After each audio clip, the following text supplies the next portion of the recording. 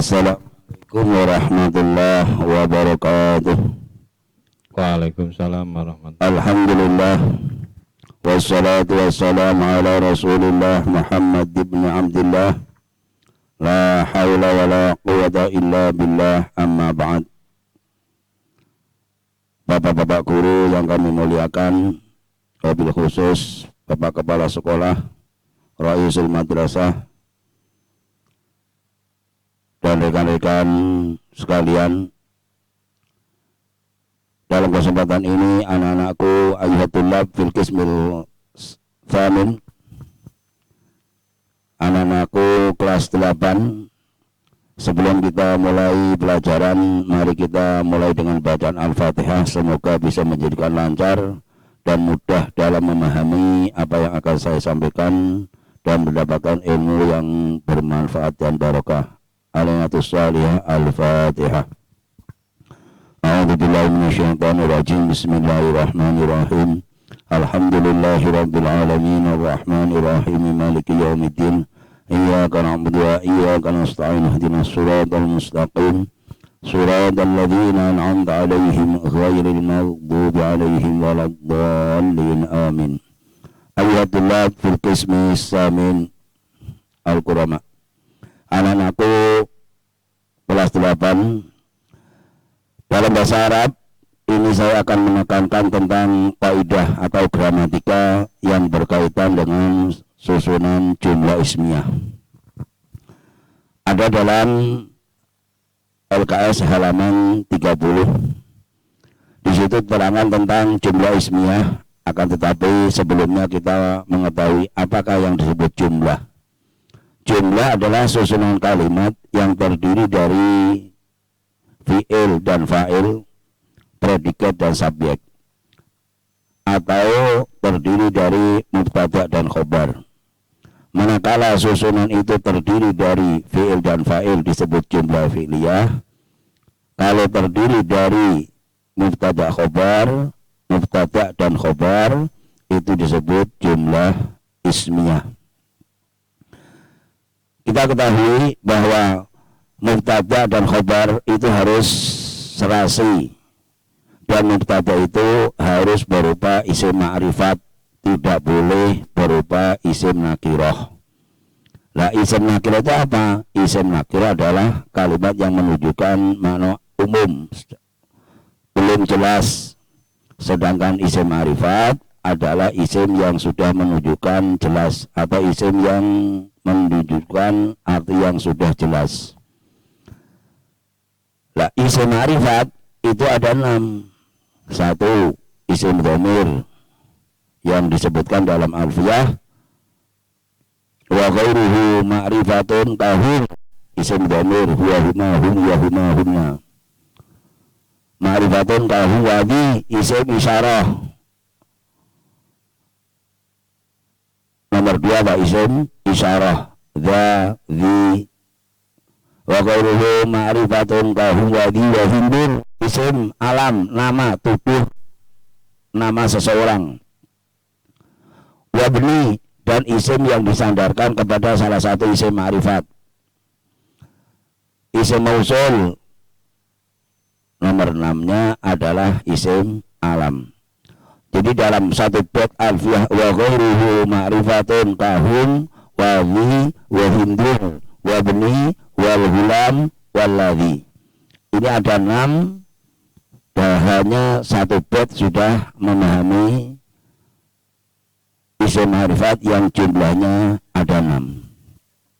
Mubtada itu harus terdiri dari isim ma'rifat, tidak boleh terdiri dari isim nakirah. Nah, mubtada, ya, mubtada dalam bahasa Indonesia itu disebut subjek, sedangkan khobar itu disebut dengan kata predikat. Kemudian khobar itu apa? Dan mubtada itu juga apa? Mubtada adalah isim yang terletak pada permulaan kalimat atau susunan kalimat. Isim yang terletak pada permulaan susunan kalimat. Apa isim? Kata benda yang dibaca rafa, yang dirafakan oleh amil maknawi ibtidai. Yang di sini contohkan al-ardu mustadiratun. Bumi itu berbentuk bulat. Al-ardu ini kata benda, kedudukannya menjadi mubtada. Susunan kalimat mustadiratun menjadi khobar. Jadi al-ardu dibaca rafa karena terletak pada permulaan kalimat, kedudukannya menjadi mubtada, sedangkan mustadiratun kedudukannya menjadi khobar. Khobar adalah suatu kalimat yang menyempurnakan faedahnya mubtada atau isim yang dibaca rafa yang disandarkan kepada mubtada. Isim yang dibaca rafa yang disandarkan kepada mubtada. Kalau isim yang dibaca rafa yang disandarkan kepada fi'il itu disebut fa'il. Contoh, qama zaidun syarahal al-ustadzu ad-darsa. Pak Guru telah menjelaskan. Sekarang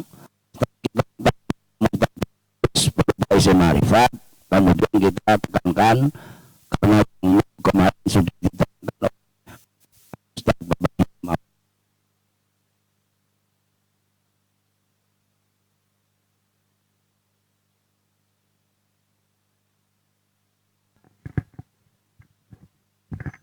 akan menjelaskan tentang khobar. Khobar itu terbagi menjadi dua. Kalau dalam kitab Jurumiyah atau Amriti itu terbagi menjadi tiga. Dalam Alfiyah terbagi menjadi dua. Satu, khobar mufrad. Yang kedua, khobar jumlah. Yang ketiga, khobar syibah jumlah. Kalau dalam alfiyah hanya khobar mufrad dan khobar jumlah. Karena syibah jumlah itu bisa ketika masuk di khobar mufrad dan bisa masuk pada khobar jumlah. Lah khobar mufrad itu khobar yang tidak berupa jumlah atau syibah jumlah, baik berupa isim tasniyah atau jamak. Contoh, at-talibu zahibun ilal madrasati. At-talibu zahibun ilal madrasati. Siswa pergi ke sekolahan. At-talibani zahibani ilal maktabah. Dua siswa pergi ke perpus. At-talibani zahibani ilal maktabah. Dua siswa pergi ke perpus. At-tullabu zahibuna ilal mal'ab. At-tullabu zahibuna ilal mal'ab. Para siswa sedang pergi ke lapangan. Nah ini lafal zahibun, zahibani, zahibuna mufrad, zahibun, zahibani tasniyah, zahibuna jamak. Walaupun bentuknya mufrad tasniyah jamak, itu dalam bab mubtada khobar disebut khobar mufrad. Karena lawan katanya khobar mufrad dalam mubtada khobar, bab mubtada khobar itu lawan katanya atau antonimnya adalah jumlah dan sibah jumlah. Nah, sekarang khobar jumlah. Jumlah itu ada kalanya jumlah ismiyah, khobar berupa jumlah ismiyah dan khobar berupa jumlah fi'liyah. Khobar yang berupa jumlah ismiyah, khobar yang terdiri dari mubtada khobar. Contoh, Zaidun baituhu qaribun minal madrasah. Zaidun baituhu qaribun minal madrasah. Zaid rumahnya dekat dari sekolahan. Ini lafal Zaidun mubtada, baituhu mubtada kedua, qaribun khobarnya mubtada, lafal mubtada khobarnya mubtada kedua, jumlah mubtada kedua dan khobar itu menjadi khobarnya mubtada pertama yaitu Zaidun. Zaidun baituhu qaribun minal madrasah. Zaidun mubtada awal, baituhu mubtada kedua, qaribun khobar mubtada kedua. Jumlah mubtada kedua dan khobar ini jadi khobarnya mubtada lafal zaidun. Itu khobar yang berupa jumlah ismiyah. Kemudian khobar yang berupa jumlah fi'liyah. Contoh, at-talibu yastami'u bayanal ustad. At-talibu yastami'u bayanal ustad. Siswa sedang mendengarkan keterangan Pak Guru. At-tullabu yata'allamuna al-lughat al-arabiyah. Para siswa sedang belajar bahasa Arab. At-tullabu yata'allamuna al-lughat al-arabiyah. Para siswa sedang belajar bahasa Arab. Khobar jumlah. Khobar jumlah itu harus mengandung robit. Apa itu robit? Robit itu adalah dhamir yang kembali kepada mubtada. Zaidun yadhabu. Zaidun yadhabu. Al-ustadu yashrahu al-lughat al-arabiyah. Al-ustadu yashrahu al-lughat al-arabiyah. Ini lafal yashrahu fi'il mudhari' menjadi khobarnya lafal al-ustadu. Al-ustadu yashrahu al-lughat al-arabiyah. Pak Guru sedang menjelaskan bahasa Arab, pelajaran bahasa Arab. Ini lafal at-talib karena mudzakkar maka ditulis yashrahu. Kalau misalnya al-ustadzah harus tashrahu. Al-ustadzatu tashrahu darsal lughatul arabiyah. At-tullabu yata'allamuna al-lughat al-arabiyah. Harus apa? Mengandung dhamir, yaitu kata ganti dhamir yang kembali kepada mubtada, itu disebut robit dalam selain isim mausul, bab isim mausul. Kalau isim mausul disebut aid, ya. Selain isim mausul disebut robit, yaitu apa? Dhamir yang kembali kepada mubtada.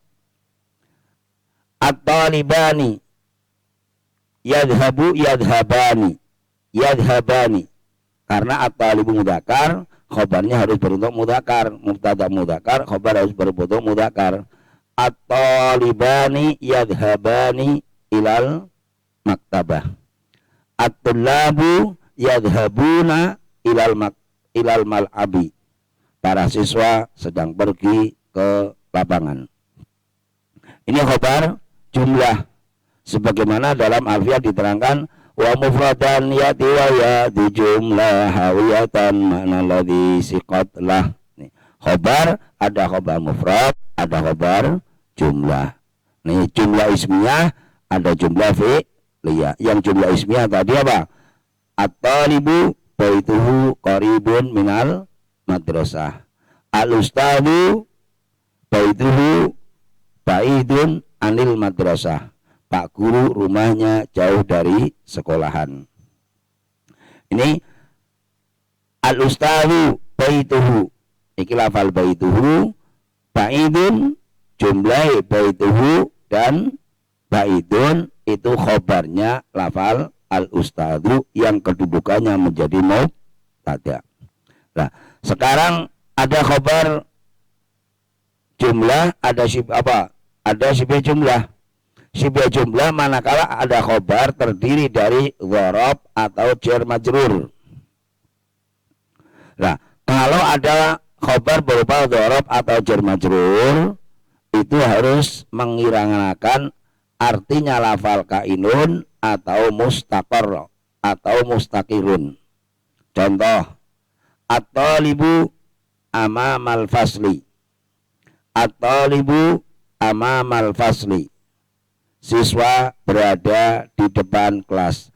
Lafal berada itu diambil dari mana? Yaitu dari lafal yang terkandung dalam lafal amama. Yang artinya apa? Kalau kita melihat lafal amama itu kan artinya depan. Kok bisa kamu mengartikan yang berada itu dari mana? Yaitu dari apa? Lafal yang dibuang atau yang dikira-kirakan yang berupa lafal istaqarra atau mustaqirun atau kana atau kainun. Maka khobar yang berupa dzaraf, ya, karena bisa dikira-kirakan dengan lafal isim atau dengan lafal fi'il. Kalau dikira-kirakan dengan lafal isim maka disebut khobar mufrad. Kalau dikira-kirakan dengan lafal fi'il maka disebut khobar jumlah. Oleh karena khobar yang berupa dhorob atau jar majrur bisa dikira-kirakan dengan isim dan fi'il, maka disebut syibhul jumlah, menyerupai jumlah. Yang jar majrur, al-ustadu fil fasli. Al-ustadu fil fasli. Pak guru berada di dalam kelas. Al-ustadu fil fasli. Al-ustadu fil fasli. Pak guru berada di dalam kelas. Inilah keterangan yang berkaitan dengan macam-macam khobar, baik berupa khobar mufrad, ada khobar jumlah, atau khobar syibeh jumlah. Saya ulangi, saya ringkas bahwa khobar mufrad adalah khobar yang tidak berupa jumlah atau syibeh jumlah, atau apa? Jar majrur atau dhorob. Khobar yang tidak berupa jumlah atau syibeh jumlah itu disebut khobar mufrad walaupun berbentuk tasnya atau jamak. Sedangkan khobar jumlah adalah khobar yang harus mengandung apa? Rabit, penghubung. Ya, penghubung. Karena khobar jumlah itu terdiri dari kalimat fi'il fa'il atau mubtada khobar. Manakala khobar berupa susunan yang terdiri dari mubtada khobar maka disebut khobar jumlah ismiyah. Kalau terdiri dari fi'il fa'il disebut khobar jumlah fi'liyah. Ya, at-talibu yashrahu, at-talibu yastami'u bayan al-ustad. Yastami'u khobar terdiri dari fi'il fa'il. Yastami'u mendengarkan siapa talib. Al-lughat al-arabiyah yang pelajaran bahasa Arab. Ini. Kemudian at-talibu baituhu qaribun minal madrasah. Lafal baituhu qaribun ini khobar terdiri dari jumlah ismiyah. Khobar berupa jumlah ismiyah terdiri dari mubtada khobar. Kemudian yang apa? Khobar berupa dhorob, at-talibu amamal fasli. Siswa berada di depan kelas. Al-ustadu fil fasli. Pak guru berada di dalam kelas. Ini yang kamu lihat dalam alfiyah. Wa akhbaru bidorfin au biharbi jarin awinama nakainin awistakor. Khobar itu ada yang berupa dhorob atau jar majrur dan harus mengira-ngirakan artinya lafal istaqarra atau mustaqilun, kana atau kainun. Sekian yang saya sampaikan. Manakala ada kesulitan atau kekurang pahaman bisa ditanyakan.